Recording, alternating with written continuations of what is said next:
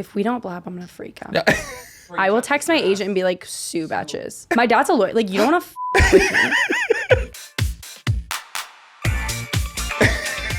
Come on. Ready, let's do this. Let's go. Okay, welcome back to Blabbermouths. Okay, guys, I am here with writer, comedian, actor, and of course, the hottest Ben Franklin that could possibly ever exist. Please welcome Yvette Segan to our show on Blabbermouths. Hi, guys. Hey. Hey, thanks Yvette. for having me. Oh my God, I'm thrilled you're here. Not a lot of people know. I hope we do include some of the stuff that we had. We just had like a full episode right before we started filming. No, we totally did. We we pre-gamed. Honestly, the podcast before the podcast is always the podcast. Right? Like that should just be released as the podcast because I know. There's no stakes, there's no stress. Perfect. And we got into like everything. We got literally, I think we talked about, thank you. You were great. Got everything. You can leave. Okay. Thank you for having me. Happy to have you.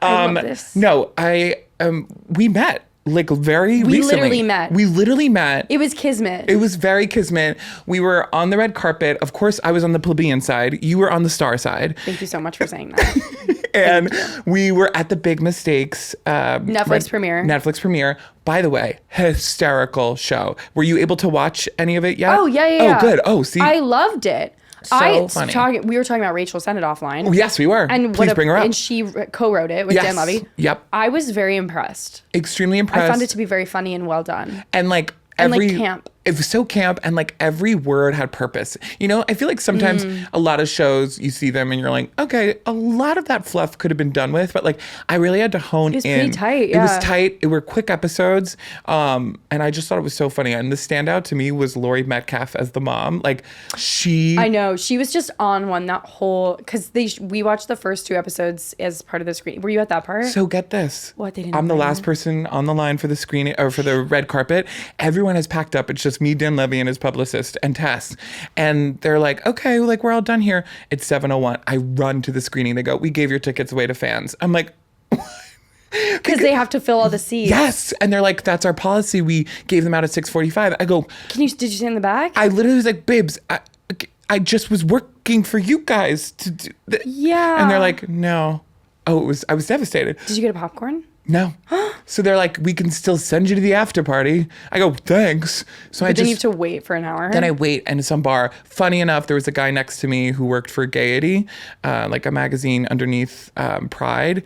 And we were just like, should we just like go get martinis and wait? I go, yes. And so we did. Oh my God. So it was actually really fun. It worked out. It worked out. And then we met up again at the after party. Yeah. But yes, anyways.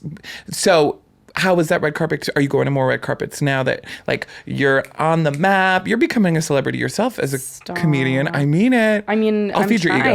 Yeah. I like go to what I'm invited to. Yeah. You don't crash? I crash. You just crash. I just crash. Yeah, of course. Well, no, it was fun. I love going to stuff like that because I'm like, well, this is the kind of thing that I want to be a part of. Yeah. You know, like I would love to be like in a show like that one day or write I could see you in it. I could see you writing one. Yeah, I mean, I have one in the tank that I wrote that I'm ready to. And if is this a Blabbermouths exclusive? If anyone wants to freaking take it. All right, you know what? Screw this podcast. We're gonna produce it right now. Okay, we're producing my full pilot. The rest of this is gonna be a reading of the pilot. It's gonna be a table read. So everyone cancel your plans. Yeah, and lock the fuck in. Lock the fuck in right now. Yeah. So I just like I love film and TV. It's like I love stand up so much that it's like. I just have so many things I love, I guess. Yeah. But anyway, but it's cool. I love comedy. So like, and all of that's its part of forms. it. Yeah. Yeah. And so like, it's really great seeing a show that's like actually funny because it's so hard to be actually funny. Oh my God. I feel like a lot of shows that have set the bar for comedy sometimes, especially like we're in the streaming era where like content just gets shared at such at a fast pace that like we're kind of losing the quality in it.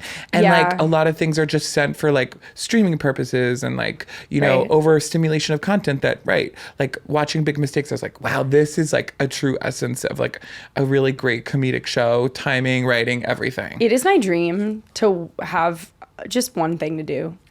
Just like to focus on a project. I don't think that that's a realistic thing. Even if I got a show picked up, like I would still never just be doing the one thing. Yep. But like, I just love the idea of just like working with a bunch of people and like really making something good and getting it out there together. Yep.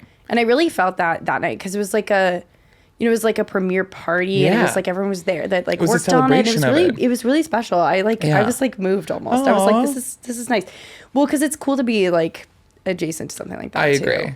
But and like our friends are in it. Yeah. So it's like so cool to see like your legit friends like be in this, a part of it, like, be involved and do something that's that like top tier. Yeah. So and be adjacent to it. So I feel like to your point of like, having one focus and one job, like that's how I imagine sometimes, like, love all my corporate baddies out there in finance and accounting and being a doctor. I'm like, that's what I think that must feel like, where you're just like, I'm sure there are a lot of stressors, not to take away, but I'm like being, and I the focus of just like, today I'm going to work and I'm just going to do this. And like, of course, in that, like you are juggling many things at night. Right. But yeah, it's like, it feels like more of a vacuum. But also the structure of like having, which I guess I should be just giving to myself, but like having like, these are the hours I'm at work. Yes. And then these are the hours I'm at home. Yes. Because my whole life, I'm just like, well, I should be working. No, like if I'm not, oh my God. I couldn't relate more, especially like even working here where it's all about, you know, pop culture and being in the conversation and helping author those conversations. And I love doing comedy. I love creating content. It's like, oh my God, the hours aren't just 9 to 5. I'm also thinking about when I have to do, if something breaking news happens, or, I want to create my own content. I'm like, I could do that afterward. It's like, which is the beautiful thing about being passionate about something. Because you're always thinking about it because you love it so much. Right. But it is like, hard to turn your brain off. You have to give yourself breaks, otherwise you die, which I've died a few times. Wow. And how was that experience? I came back. Wow. Okay, Jesus. I am. Okay, Lady Gaga quote. This is a quote that I love. Someone asked her, what would you do if you had no repercussions? She was like, die. If you could do something dangerous just for once with no risk, what would you do? Die. Yeah, I guess like slay. Gaga, you're right. But anyways, enough about me and Lady Gaga. I could talk about her for hours. Totally. Yvette, I want to know what you're focusing on in the pop culture world. What's come across your desk? And I'm going to ask you a few series of topics. I love the fear that you just had. You're I know, because I got scared because I'm like, wait, do I know stuff? But I do know stuff. I'm in there. You're in there. You're in the zeitgeist. I'm in there. You're in there. No. I'm watching. You're watching and you're part of it. I'm on my phone. That's all you need, really. You're online. You're chronically online, I feel like. Are you chronically online? I'm like addicted to my phone in a way where I'm like, but like, what am I looking at? Like sometimes I think I'm literally looking at my home screen or just like the apps. And I'm like, wait, what? Like you're just swiping the apps. Like, oh, that was fun. I'm like, wait. No, like, and then I like open Instagram, but I'm not like looking at anything. I'm just like looking at it. It's just like colors. It's like so. We're literally like, that's our Coco Melon. That's our Miss Rachel. No, it's actually crazy. That's what's insane. I've started bricking at night. So like, what's that? It's the thing that makes it so you can't go on social media on your phone. Like you have to like tap it onto this like physical object, a brick. Wow. Yeah, it's a game changer. Okay. So this is what I try to do, but I always forget. Sure. So but when I do it, it is genuinely, I'm like, oh, I'm so fine. Yeah, life-changing. And then every other day I'm like, why do I feel bad? But it's because of, So what I do is I brick before I go to bed. So when I'm lying in my bed, in my room at night, I cannot scroll. And then the first thing in the morning, I cannot scroll.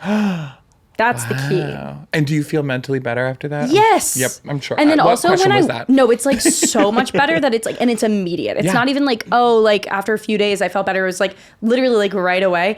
And also in the morning when you wake up without scrolling, you like, I was like, oh, cool. Like, I was in no rush to unbrick. Yeah. I was like, oh, cool. Like, let me brush my teeth. Yeah, and, let me, focus on my health. Yeah, and, drink my coffee and, look out the window and listen to a bird. Like, it's like, and you're like, oh, I'm in the world right now. I'm in the world again. That's but so I am addicted to my phone.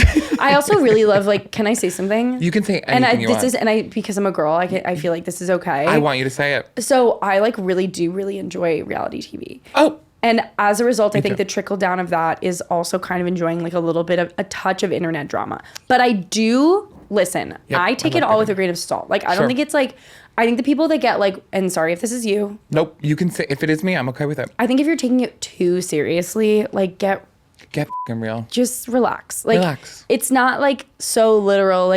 This person's hooking up with this person. I agree. It's it's an internet rumor. It's fun to talk about. You don't know what's actually happening. No. So as long as you know that you don't know what's actually happening, then I'm that's an important baseline. Then we can have fun. And also, it's the opinions we don't always need. I don't need to hear everyone's opinion. We don't need everyone's opinion. That being said, when I'm scrolling, I have opinions. And frankly, right now, I am in opinion TikTok. Like, that is what I'm being fed. Like, we fight in these really, like, passive-aggressive ways. Like, there's a lot of stuff just under the surface. Okay. And then every once in a while, it just comes out. Yep. And this is that. It's healthy. It's healthy. And it's okay. You need to do it sometimes.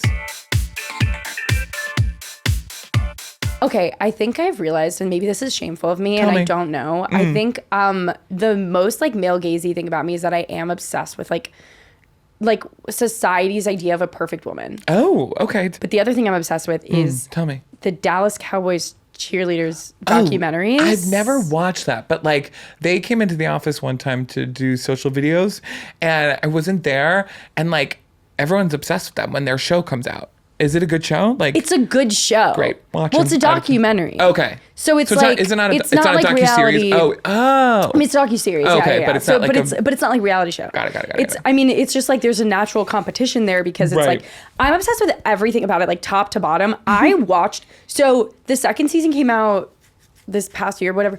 I watched the whole second season. Yeah. And then I immediately went, I could do this. I'm going to start it again. And I rewatched the whole thing from top to bottom. Like from season 1 and then back to season 2. I'm like obsessed with the show. I don't know. Obsessed. Okay. I think it's something about like, it has everything. Like it has dancing. Yep. It has hot girls. Hot girls. It has Jesus. Like it has everything. Like, and there's like football and they don't get paid anything. So there's like drama. They don't get paid? They get paid nothing. The whole first season, it's like, they're like, well, yeah, it's a part-time job. And they're literally like killing themselves to like be like, and it's part of this glorification of like the women who can do everything, and they're all like engaged and they love God and they are nurses. They're all like so altruistic and they're like, there's like, and they're they're the most beautiful and they all like do like a full face, like hair, everything, extensions, like, and they're in amazing shape and they're kicking their noses and then they're like, they injure themselves because they do these like jump splits. Yep, I'm sure. And so they like up their hips and then like they show them like after they leave the and this is maximum 4 years of their lives, and that's like, right, because they're not going to do it much longer. You can't do it any longer and your body starts failing and then they do a jump split and then they all have to get surgery after, like a fucking like horse, like a show horse. It sounds like the evil or good twin sister of like the Secret Lives of Mormon Wives. The two I feel like are on the same coin, like, different sides. Yeah. And they're so unbelievably talented, but it's like, I think there's this pressure on women to be like giving. And it's like almost as if they're, right, the textbook definition of how a woman should be. And you're like, oh, wait a damn minute. Yeah. And then the second season, they kind of unionized and tried to get some more money. And then they actually got paid. But they only got that and they knew they had the leverage because of the show. How successful the show was, yeah. And otherwise, I mean... They would have been... Yeah, because women will do that. Like women will be like a man probably wouldn't put up with being at that level. They'll be like, well, we're not going to do the job. And then they'll be like, okay, fine.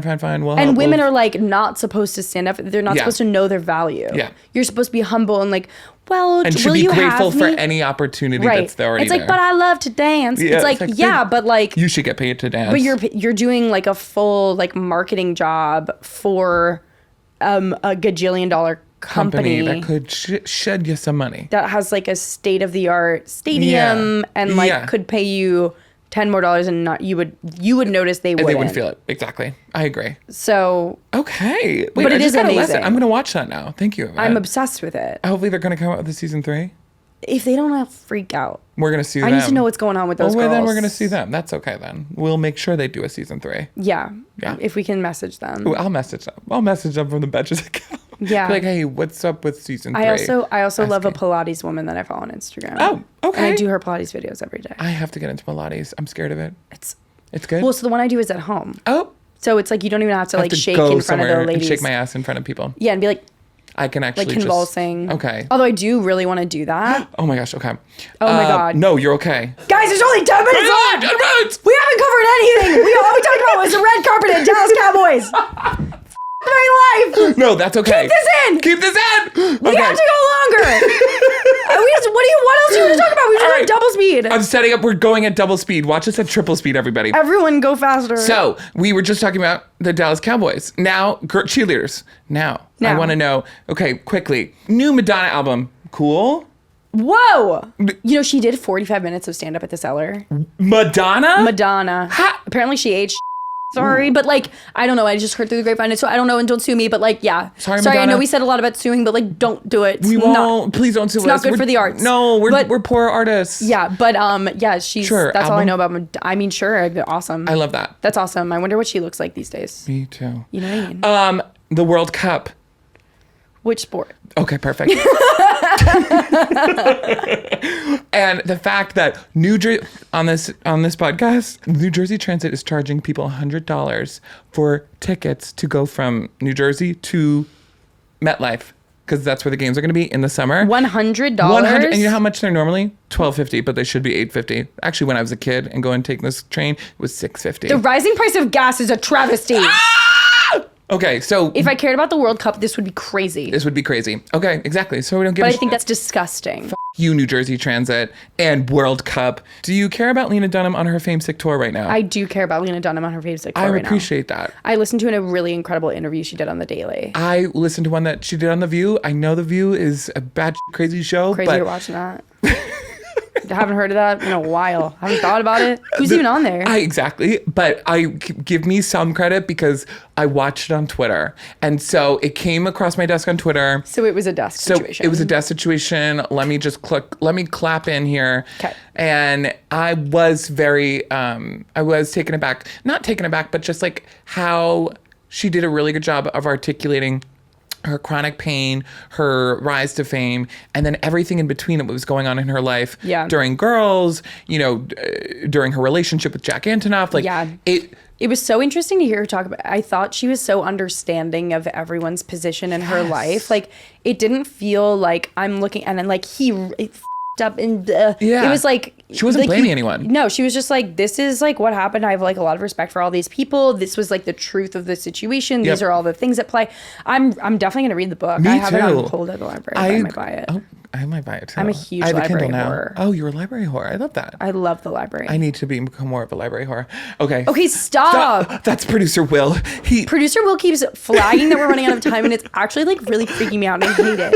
Producer Will. Can you step back? Wait, talk about ops very quickly before we explain. Will's my op. We're running out of time. My ops are New Jersey Transit. My op is the CEO of the Dallas Cowboys who won't pay those poor girls any money.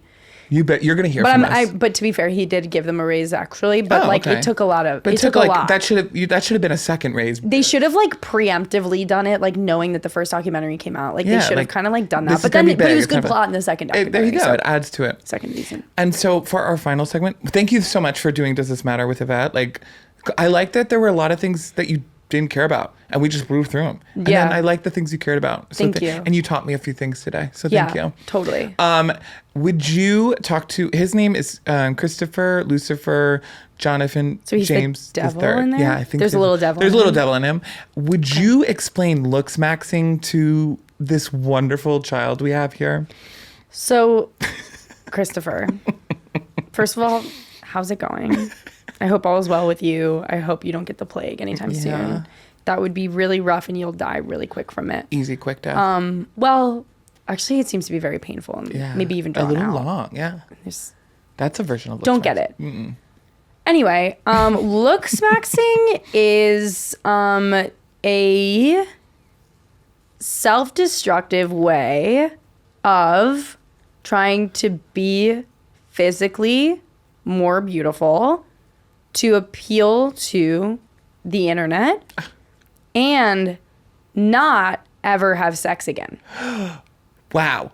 Christopher, that would be terrible for your family lineage. Yeah, because you actually really owe it to your father to reproduce. It's sort of like your whole thing. That's your whole bit. That's kind of like what was important back then was sort of like the lineage part. Yeah. And so lookmaxxing would not help you at all because you'd have to focus all of your time on like hitting your face with like a hammer. Yep.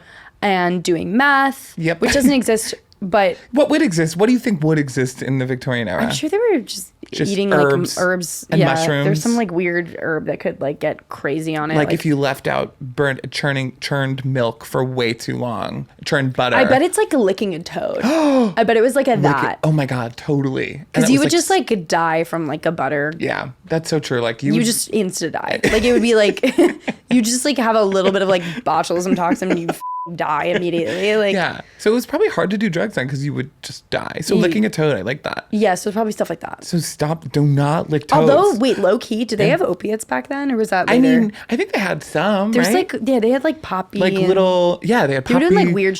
Oh, alcohol they definitely had. Oh, for sure. Fermented. Yeah, they were doing some stuff. Creative. And you know what? I bet there was like a peyote somewhere. Easily. They were growing. Yeah. And they were getting drunk and high off that. Everywhere you go, there's a drug. There's a drug. And you can do it. So stay away from them, Christopher. Duh. So don't you dare try and look smacks. You're perfect as you are. You are so perfect.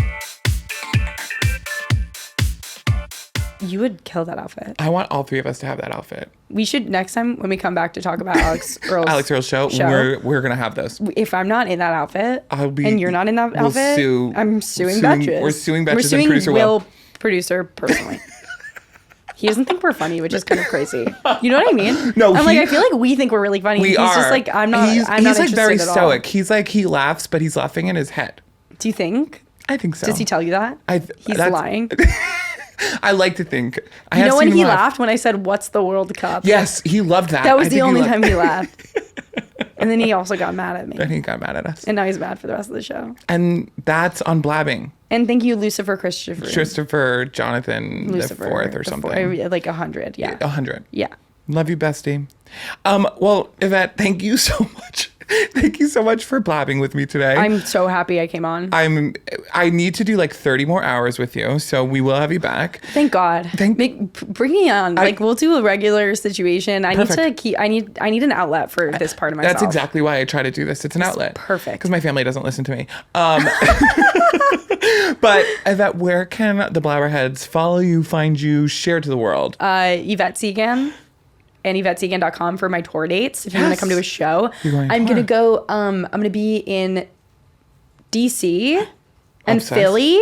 And then like some more dates coming soon. And I'm doing the Edinburgh Fringe this summer. So if you guys are going to be. I remember that. Also, there's a Dublin festival I'm going to do before that. And I'm going to be in Manchester. Wait, I'm actually crazy right now. Our international Blabberheads, I think there's one in France. There's one guy in France listening to this show. Hell yeah, he's gay. Well, go see her. You better fly to Edinburgh. Close to that. We'll be pissed at you. Yeah. And you can find me at Will Ozer, at Betches, the whole nine. Thanks for blabbing with us.